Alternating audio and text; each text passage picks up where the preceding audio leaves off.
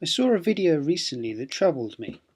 Initially it was due to seeing something unusual within the stereo imagery, something on a scale I hadn't seen before, something intriguing enough to stop me for a moment and actually call a claim somewhat interesting. But within a minute or two it quickly turned to another kind of troubling when I realised just how devious some people are with their claims, the lengths some people are willing to go in order to lie to their audiences about what is being shown.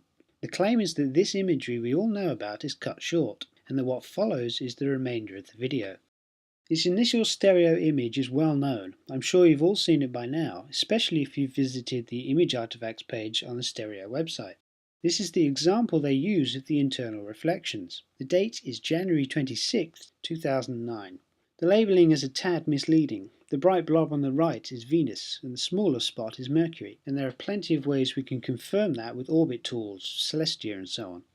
Now, as Venus leaves the field of view, the light bounces around the instrument, Stereo B's HI1, to create these known artifacts. Nothing unusual, nothing to worry about, and certainly not a CME or a shockwave and so on. However, the claim is that after this image comes this sequence of events, leaked by somebody who is risking their lives in doing so. Looks cool, doesn't it? Looks different, looks unusual. It starts like a reflection, but is bigger and brighter than any we've ever seen before, right? So what's the lie that I'm debunking? Well, first of all, a quick multiple choice. Pick the date which comes after January 26th, 2009.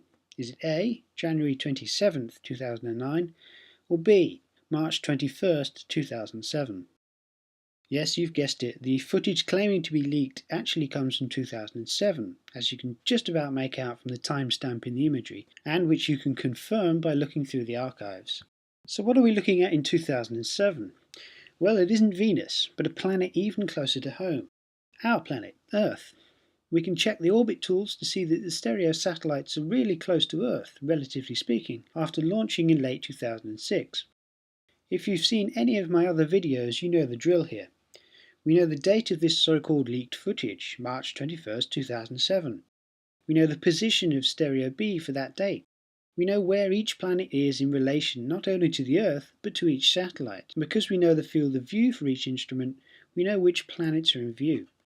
We know that this instrument, the HI1, does not look directly at the Sun, and that any strong light source can and will bounce around its optics and create reflection and diffraction artifacts. We know that each image from this instrument is not a snapshot in time, but a 40-minute exposure, so any strong light source will appear to get even stronger. And with the Earth only around 3 million kilometers away at the time of this image, it's the biggest, brightest thing in view, almost drowning out everything else. We even know what actually did happen on January 27th, 2009, and the days following it.